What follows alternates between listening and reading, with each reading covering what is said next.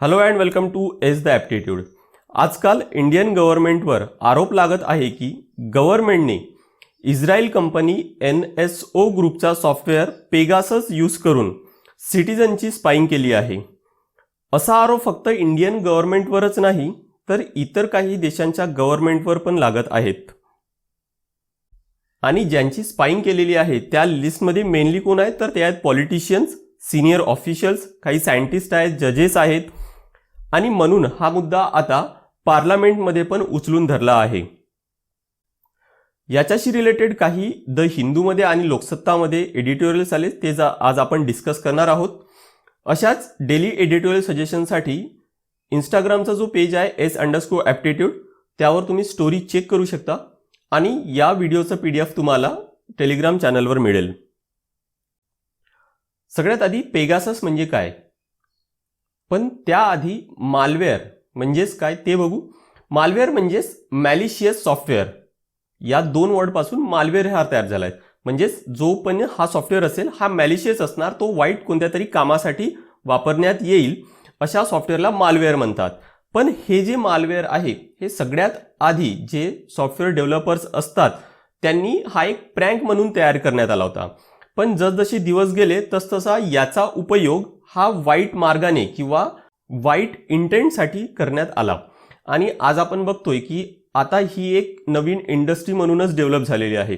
याचा best example जो सर्वांना माहिती आहे तो म्हणजेच व्हायरस। इवन जर व्हायरस जर बघितलं, हे तयार कोण करतात तर जे अँटीव्हायरस कंपनीज आहेत ते व्हायरस तयार करत असतात। मालवेअरचे अजून असे बरेच प्रकार आहेत।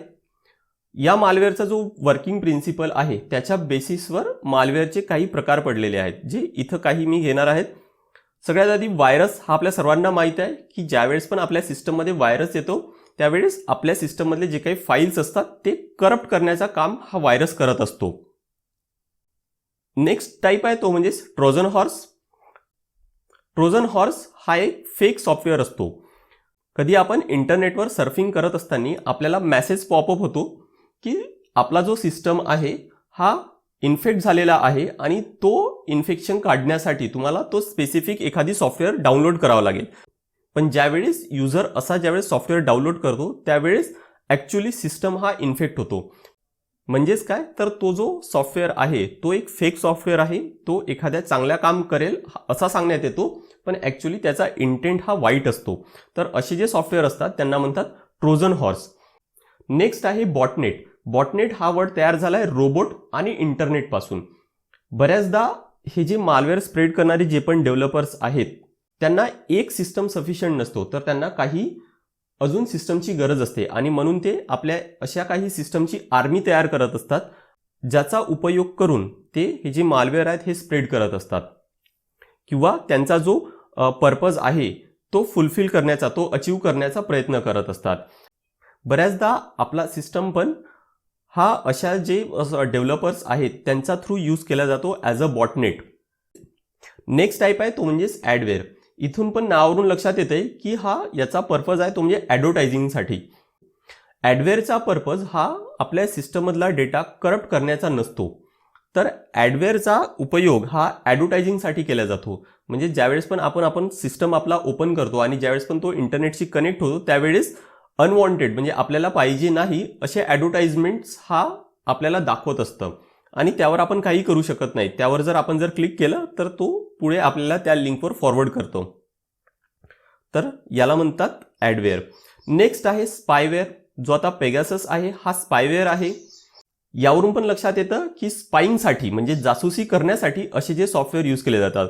आता पेगाससचा जर केसमध्ये जर बघितलं तर ज्या पण युजरमध्ये किंवा जो पण टार्गेटेड युजर आहे त्याच्या जर सिस्टममध्ये जर पेगासस असेल तर त्याच्या सिस्टममधला पूर्ण डेटा हा तो व्यक्ती आहे, जो पण व्यक्ती हा पेगासस यूज करत आहे त्याला मिळू शकतो। इवन पेगासस हा फक्त डेटाच घेणार नाही किंवा मेसेज फक्त रीड करत नाही, तर कॅमेरा आहे किंवा मायक्रोफोन आहे आपल्या मोबाईलचा तो पण ॲक्सेस करू शकतो। त्यानंतर आहे रॅन्समवेअर। जसं किडनॅपिंग केल्यानंतर किडनॅपर जो असतो तो काहीतरी अमाऊंटची डिमांड करत असतो, सेम रॅन्समवेअरमध्ये पण असतं। रॅन्समवेअर जर आपल्या सिस्टममध्ये आला तर तो आपला पूर्ण जो डेटा आहे तो होस्टेजवर ठेवतो आणि आपल्या सिस्टमवर एक मेसेज पॉपअप होणार की तुम्ही या अकाउंटमध्ये एवढं काहीतरी अमाऊंट ट्रान्सफर करा तरच तुम्ही तुमच्या डेटाला ॲक्सेस करू शकता. तर असा जो मालवेअर आहे त्याला म्हणतात रॅन्समवेअर. आणि हा जनरली जे मोठ्या कंपनीज आहेत किंवा गव्हर्नमेंट एजन्सीज आहेत अशा ठिकाणी रॅन्समवेअर अटॅक हा जास्त होत असतो. तर हे काही मालवेअरचे टाईप्स होते. आणि परत काही त्यांच्या वर्किंग प्रिन्सिपलनुसार मालवेअरचे अजून टाईप असतील. पण हा जो पेगासस आहे हा नेमका काय आहे तर हा स्पायवेअर आहे. म्हणजेच पेगाससचा उपयोग हा स्पाईंग करण्यासाठी, म्हणजेच टार्गेटेड युजरमध्ये जर हा पेगासस सॉफ्टवेअर जर गेला, स्पायवेअर जर टाकलं तर त्याच्या सिस्टममधला पूर्ण डेटा आपण ॲक्सेस करू शकतो. आणि आता गव्हर्नमेंटवर हेच आरोप लागत आहेत की इंडियन गव्हर्नमेंट पेगाससचा उपयोग करून जे ह्युमन राईट ॲक्टिव्हिस्ट आहेत किंवा पॉलिटिशियन्स आहेत, जर्नलिस्ट आहेत, जजेस आहेत, यांची स्पाईंग करत आहे. त्यांच्या सिस्टममधला, त्यांच्या मोबाईलमधला डेटा हा घेत आहे. तसंच मार्केटमध्ये अजून काही असे स्पायवेअर सुद्धा आहेत. पण पेगासस आहे हा खूप जास्त इफेक्टिव्ह आहे. कारण पेगासस आहे हा 0 क्लिक अटॅक करतो. 0 क्लिक अटॅक म्हणजे पेगासस थ्रू ज्या पण व्यक्तीवर हा अटॅक करायचा आहे, जो पण टार्गेटेड युजर आहे, त्याला फक्त एक मिस कॉल जातो आणि त्याचा फोन हा हॅक होतो. म्हणजेच त्याच्या फोनमधील पूर्ण डेटा हा आपण बघू शकतो. आणि हॅक झाल्यानंतर पेगासस हा जो मिस कॉल आपण केलेला आहे त्याची हिस्ट्री सुद्धा डिलीट करतं. म्हणजेच मिस कॉल आलेला आहे हे युजरला कळणार सुद्धा नाही. तसंच पेगासस हा फक्त डेटा ॲक्सेस करत नाही, तर पेगासस हा कॅमेरा किंवा मोबाईलचा मायक्रोफोन सुद्धा तो पण हॅक करू शकतो. म्हणजेच एखादा टार्गेटेड युजर आहे, त्याच्या मोबाईलमध्ये पेगासस इन्स्टॉल झालं, त्यानंतर त्याच्या मोबाईलच्या समोर जो पण व्यक्ती असेल तो पण कॅमेरा थ्रू बघता येतो, कॅमेरा चालू न करता. तसंच मायक्रोफोनचा पण उपयोग करता येतो. म्हणजेच तो व्यक्ती मोबाईलवर बोलत आहे एवढंच नाही, तर मोबाईलच्या आजूबाजूला अजून कोणी काही बोलत असेल किंवा तो व्यक्ती दुसऱ्या व्यक्तीसोबत जर बोलत असणार तर तो डेटा पण पेगासस हा घेत असतो. आणि म्हणूनच हा पेगासस आहे हा बाकी जे स्पायवेअर आहे त्याच्यापेक्षा खूप जास्त इफेक्टिव्ह आहे. आणि पेगासस हा तयार कोणी केलाय तर इस्रायल बेस्ड एक कंपनी आहे NSO ग्रुप, त्या कंपनीने तयार केलाय. आणि ही जी कंपनी आहे NSO ग्रुप ही म्हणते की हा जो सॉफ्टवेअर आहे हा त्यांनी टेररिझम किंवा क्राईमशी लढण्यासाठी तयार केलाय. आणि ते फक्त प्रोव्हाइड गव्हर्नमेंट आहेत किंवा जे गव्हर्नमेंट एजन्सी आहेत विविध देशांचे, त्यांना फक्त हा सॉफ्टवेअर प्रोव्हाइड करतात. म्हणजेच त्यांनाच फक्त NSO ग्रुप हा सॉफ्टवेअर देत असते. अशा काही देशांवर किंवा या देशांच्या गव्हर्नमेंटवर असे जे आरोप लागले त्यावेळेस NSO ग्रुपने हे सुद्धा म्हटलंय की एखादी देश हा कोणत्या व्यक्तीला टार्गेट करत आहे किंवा कोणकोणते टार्गेटेड युजर्स आहेत हे आम्हाला माहीत नसतं. आमच्याकडे फक्त लिस्ट असते की आम्ही कोणत्या देशाला किंवा कोणत्या एजन्सीला हा सॉफ्टवेअर दिलेला आहे, पण त्यांनी कोणाला टार्गेट केलेलं आहे याची लिस्ट आमच्याकडे नसते. जर NSO ग्रुपच्या वेबसाईटवर जर आपण गेलं तरी पण त्यांनी स्पेसिफिक मेन्शन केलंय, NSO creates technology that helps government agencies prevent and investigate terrorism and crime to save thousands of lives around the globe. म्हणजेच हा जो स्पायवेअर आहे किंवा सॉफ्टवेअर आहे हा चांगला पर्पज ठेवूनच तयार करण्यात आलाय, टेररिझम किंवा क्राईम यांच्याशी लढण्यासाठी म्हणून तयार केलंय. आणि हे सुद्धा खरं आहे की या स्पायवेअरचा उपयोग घेऊन बऱ्याच देशांनी टेररिझमशी लढलंय आणि काही लोकांचे जीव सुद्धा वाचवलेत. पण त्यासोबतच त्याचे मिसयूज होण्याचे सुद्धा चान्सेस आहेत. 2019 मध्ये एक रिपोर्ट पब्लिश झाली होती की इंडियन गव्हर्नमेंट आहे ती हा जो पेगासस सॉफ्टवेअर आहे याचा उपयोग जे ह्युमन राईट ॲक्टिव्हिस्ट आहेत किंवा जर्नलिस्ट आहेत यांच्या विरुद्ध करत आहे. पण आता मुद्दा काय आहे तर पॅरिस बेस्ड फॉरबिडन स्टोरीज एक ऑर्गनायझेशन आहे आणि ॲम्नेस्टी इंटरनॅशनल जी इंटरनॅशनल NGO आहे त्यांच्या हातात एक लीक डेटा आला. त्या लीक डेटामध्ये हा जो स्पायवेअर आहे हा कोणकोणत्या देशांनी कोणकोणत्या एजन्सीजनी यूज केला आहे आणि कोणाविरुद्ध केलेला आहे याची लिस्ट आहे.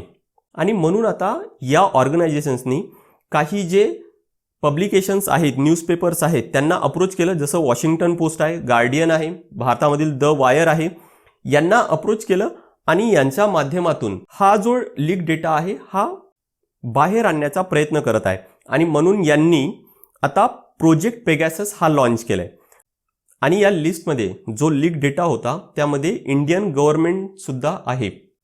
म्हणजेच इंडियन गव्हर्नमेंट सुद्धा पेगासस थ्रू जे जर्नलिस्ट आहे किंवा ह्युमन राईट ॲक्टिव्हिस्ट आहेत, पॉलिटिशियन्स आहे, त्यांची स्पाईंग करत आहे, या स्पायवेअरचा मिसयूज करत आहे. पण गव्हर्नमेंटचा अँगल काय आहे? गव्हर्नमेंट म्हणते की असा जो पेगासस सॉफ्टवेअर आहे हा आम्ही यूज केलेला नाही किंवा या अशा स्पायवेअरबद्दल आम्हाला काहीही माहीत नाही. तसंच गव्हर्नमेंट हे सुद्धा म्हणते की पार्लमेंट सेशन चालू व्हायच्या काहीच दिवसाआधी अशी काहीतरी कॉन्ट्रोवर्सी जनरेट होणं हे कुठेतरी साजिश आहे. आणि जी लिस्ट या ऑर्गनायझेशन्सनी पब्लिश केलेलं आहे त्या लिस्टमध्ये काही नावं असे आहेत ज्यांना NSO ग्रुपने त्यांचा जो स्पायवेअर आहे किंवा सॉफ्टवेअर आहे हा दिलेला नाही. म्हणजेच ती लिस्ट फेक पण असू शकते. आणि गव्हर्नमेंट हे सुद्धा म्हणते की भारतामध्ये जे पण सर्व्हेलन्स होत आहे ते ड्यू प्रोसेस ऑफ लॉ थ्रूच होत आहे. भारतामध्ये जे पण कायदे कानून आहेत, जे पण लॉ आहेत त्याचा उपयोग करूनच भारतामध्ये सर्व्हेलन्स होतात. त्यामध्ये कायदे आहेत ते म्हणजे Indian telegraph act 1885, information technology act 2000 आणि सेक्शन 92 ऑफ CRPC. आता असे जे आरोप आहेत हे काही भारत सरकारवर पहिल्यांदा लागलेले नाहीत किंवा ही जी सर्व्हेलन्स आहे जी वाईट मार्गाने किंवा वाईट पर्पज ठेवून जी केली जात आहे हे काही पहिल्यांदाच होत नाही आहे. काही एक्झाम्पल्स आहेत. जसं 2009 मध्ये CBDT म्हणजे central board of direct tax, CBDTने नीरा राडिया यांचा फोन हा 300 दिवसापर्यंत टॅप केला होता. नीरा राडिया यांच्यावर फॉरेन स्पाय असण्याचे आरोप लावले होते पण त्यांच्या विरुद्ध काही आरोप सिद्ध झालेले नाही. तसंच 2012 मध्ये हिमाचल प्रदेशमध्ये नवीन गव्हर्नमेंट आले आणि या नवीन गव्हर्नमेंटने पोलीस एजन्सीजवर रेड केले. या रेडमध्ये भेटलं काय तर लाखोच्या संख्येने जे फोन कन्व्हर्जेशन्स असतात ते मिळाले. आणि ऑब्व्हियस आहे हे जे फोन कन्व्हर्जेशन्स आहेत हे पॉलिटिशियन्स आहेत किंवा जे सिनियर पोलीस ऑफिशियल्स होते त्यांचे होते. पण या केसमध्ये सुद्धा पण कोणावरही काहीही केस झाली नाही. तसंच 2013 मध्ये आताचे जे भारताचे होम मिनिस्टर आहेत अमित शहा यांच्यावर स्पाईंग केल्याचे आरोप लागले होते पण त्यांच्यावर पण त्यावेळेस पण काहीही केस झालेली नाही. तसंच SR ग्रुप हे तर एक प्रायव्हेट ग्रुप आहे, प्रायव्हेट कंपनी आहे, त्यांच्यावर पण इल्लिगल पद्धतीने सर्व्हेलन्स केल्याचे आरोप होते. तसंच KK पॉल जे मेघालयचे गव्हर्नर होते त्यांनी म्हटलं की काही जे श्रीमंत आहेत ते त्यांच्या ओळखीच्या किंवा त्यांचा जो पैसा आहे त्याचा उपयोग घेऊन पोलिसांशी कॉन्टॅक्ट करून त्यांचे जे अपोनंट्स आहेत किंवा त्यांचे जे कॉम्पिटिटर्स आहेत त्यांचे फोन टॅप करतात म्हणून. तर यावरून लक्षात येतं की या आधी पण असे जे सर्व्हेलन्स आहेत ते होत आलेत. गव्हर्नमेंट एजन्सी आहे किंवा प्रायव्हेट जे ग्रुप आहेत ते पण करत असतात पण खूप मोठी ॲक्शन कोणाही विरुद्ध कधीही झालेली नाही. आता जर कन्सर्न जर बघितलं तर सगळ्यात आधी जर एखाद्या व्यक्तीला हे माहीत असेल की असे जे सर्व्हेलन्स होत आहे तर तो काही बोलायच्या आधी खूपदा विचार करेल. म्हणजेच तो घाबरत बोलणार, घाबरतच राहील किंवा फोन यूज करताना तो घाबरतच यूज करणार. म्हणजेच freedom of speech and expression आहे जे भारतीय संविधानाने आर्टिकल 21 मध्ये मेन्शन केलेलं आहे ते कुठेतरी व्हायोलेट होईल. तसंच KS पुट्टास्वामी केसमध्ये सुप्रीम कोर्टाने हे सुद्धा मेन्शन केले की राईट टू प्रायव्हसी हे आता राईट टू लाईफच्या अंडर येतं. म्हणजेच ते पण राईट टू प्रायव्हसी पण आता फंडामेंटल राईट आहे जे आर्टिकल नंबर 19च्या अंडर येतं. तर फंडामेंटल राईट्स हे व्हायोलेट होतील. तसंच भारतातील जे कायदे कानून आहेत जे सर्व्हेलन्सशी डील करतात ते एवढे स्ट्रॉंग नाही आणि म्हणूनच आता गव्हर्नमेंट या अशा प्रोव्हिजनचा मिसयूज करत आहे. 2014 आणि 2018 मध्ये मिनिस्टर ऑफ होम अफेअर्स यांनी म्हटलंय की 9 असे सेंट्रल एजन्सीज आहेत आणि सर्व राज्यांचे DGP आणि दिल्लीचे DGP यांना हे राईट्स आहे की ते सर्व्हेलन्स करू शकता. पण अजूनपर्यंत हे क्लिअर नाही की हे जे 9 एजन्सी आहेत हे नेमके कोणते आहेत. तसंच भारत सरकारने काही प्रोग्राम्स पण लॉन्च केले सर्व्हेलन्स करण्यासाठी, जसं CMS आहे, नेत्रा आहे, CCTNS आहेत. पण हे जे प्रोग्राम्स आहेत हे कोणत्याही कायद्याच्या अंडर नाही आहेत. तर हे फक्त भारत सरकारने एक ऑर्डर काढून हे प्रोग्राम्स लॉन्च केलेले आहेत.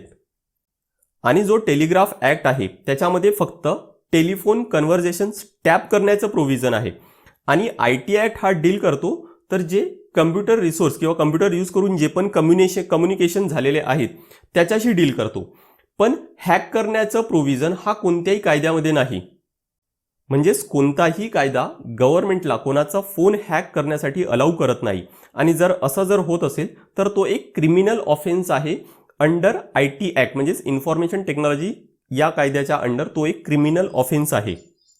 त्यानंतर कन्सर्न आहे की एखादी व्यक्तीचं जर अशा पद्धतीने सर्व्हेलन्स होत असेल तर त्याला तर माहीतच होत नाही की कोणीतरी त्याच्यावर नजर ठेवून आहे. आणि जोपर्यंत त्या व्यक्तीला माहीत होणार नाही की कोणी सर्व्हेलन्स करत आहे किंवा त्याचे राईट्स असे व्हायोलेट होत आहेत, तोपर्यंत तो कोर्टात पण जाणार नाही. म्हणजेच भारतीय संविधानाने जे राईट्स दिलेले आहेत आर्टिकल 32 आणि आर्टिकल 226 हे पण व्हायोलेट होत आहेत.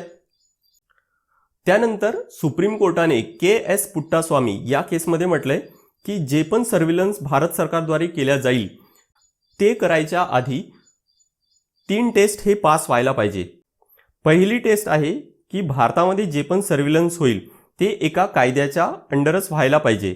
पण भारतामध्ये आपण बघितलं की बरेच जे असे जे कायदे आहेत किंवा हे जे सर्व्हेलन्स करण्याशी रिलेटेड जे पण प्रोव्हिजन्स आहेत हे कोणत्या एका कायद्याच्या अंडर नाही आहे. किंवा जे पण एजन्सी आहे सर्व्हेलन्सच्या रिलेटेड ते एका कायद्यानुसार बनलेले नाही आहेत, तर ते फक्त गव्हर्नमेंटच्या ऑर्डरनुसार बनलेले आहेत. तसंच दुसरी टेस्ट आहे की सर्व्हेलन्स हे तेव्हाच करायला पाहिजे ज्यावेळेस खूप जास्त गरज आहे. म्हणजेच दुसरा कोणताही पर्याय अवेलेबल नाही अशाच केसमध्ये सर्व्हेलन्स करायला पाहिजे आणि जेवढी गरज आहे तेवढ्याच प्रपोर्शनमध्ये त्याचा उपयोग किंवा तेवढंच सर्व्हेलन्स व्हायला पाहिजे. आणि तिसरी टेस्ट आहे की जोपर्यंत कोणतं तरी लेजिटिमेट स्टेट इंटरेस्ट नाही तोपर्यंत, जसं फॉर एक्झाम्पल नॅशनल सिक्युरिटी, असा जर लेजिटिमेट स्टेट इंटरेस्ट असेल तरच सर्व्हेलन्स व्हायला पाहिजे. त्यानंतर वे फॉरवर्ड बघू. स्पेसिफिकली पेगाससच्या केसमध्ये जर बघितलं तर यामध्ये गव्हर्नमेंटवरच आरोप लागत आहेत आणि म्हणून जर गव्हर्नमेंटने या केसमध्ये जर इन्व्हेस्टिगेशन केलं तर ते निष्पक्ष होणार नाहीच आणि म्हणून ज्युडिशियरी थ्रू इन्व्हेस्टिगेशन व्हायला पाहिजे. आणि जर ओव्हरऑल जर कन्सिडर केलं की भारतामध्ये सर्व्हेलन्सशी रिलेटेड कोणते कायदे कानून आहेत, काय प्रोव्हिजन्स आहेत, ते भारतामध्ये खूप जास्त वीक आहे. इवन पर्सनल डेटा प्रोटेक्शन बिलशी रिलेटेड जो ड्राफ्ट तयार झालाय त्यामध्ये पण सर्व्हेलन्सशी रिलेटेड एवढे स्ट्रॉंग प्रोव्हिजन्स नाही आहेत. आणि म्हणूनच सर्व्हेलन्स करण्याच्या आधी ज्युडिशियरीची परमिशन असणे किंवा पार्लमेंट ओव्हरसाईट, म्हणजेच एखादी पार्लमेंटरी कमिटी असतात त्या कमिटीची परमिशन घेणं हे गरजेचं असायला पाहिजे. आता हा जो पेगासस सॉफ्टवेअर आहे हा खूप महाग आहे आणि म्हणूनच फार कमी गव्हर्नमेंट किंवा फार कमी गव्हर्नमेंट एजन्सीज आहेत ते याला अफोर्ड करू शकतात. पण जसजशी टेक्नॉलॉजी ही इव्हॉल्व्ह होईल अजून जास्त असे जे सॉफ्टवेअर मार्केटमध्ये येतील त्यावेळेस ऑब्व्हियस आहे की हे असे जे स्पायवेअर आहेत किंवा सॉफ्टवेअर आहेत हे स्वस्त होतील आणि त्यावेळेस मास सर्व्हेलन्स हे होण्याची जास्त शक्यता आहे. आणि म्हणूनच आता भारतामध्ये सर्व्हेलन्स रिफॉर्मची गरज आहे. जी पण भारतामध्ये सर्व्हेलन्स होईल किंवा जी पण इंटेलिजन्स गॅदर करण्यात येईल ते एका प्रोफेशनल पद्धतीने व्हायला पाहिजे. त्यासाठी स्ट्रॉंग असे कायदे कानून असायला पाहिजे ज्यामुळे नागरिकांचे राईट्स आहेत, हक्क आहेत ते व्हायोलेट होणार नाही आणि रूल ऑफ लॉ तो मेंटेन राहील. हा व्हिडिओ संपवण्याच्या आधी एक मूवी रिकमेंडेशन आहे, स्नोडेन. US गव्हर्नमेंट फक्त त्यांच्या नागरिकांचेच नाही तर इतर देशांची जे गव्हर्नमेंट आहेत किंवा गव्हर्नमेंट एजन्सीज आहेत त्यांची स्पाईंग करत होती, त्यांच्यावर सर्व्हेलन्स ठेवत होतं आणि याच्याशी रिलेटेड डेटा आहे हा एडवर्ड स्नोडेन यांच्या हातात लागला आणि त्यावेळेस त्यांनी तो रिव्हील केला. आणि म्हणूनच सायबर सिक्युरिटी किंवा सायबर स्पेस यामध्ये स्नोडेन रिव्हेलेशन्स हा एक टर्निंग पॉईंट आहे. यानंतरच भारतामध्ये पण भारत सरकारने सायबर सिक्युरिटीशी रिलेटेड नवीन इन्फ्रास्ट्रक्चर किंवा जो इन्फ्रास्ट्रक्चर होता तो अजून चांगला केला. This is all from my side on this part of discussion. Thank you very much.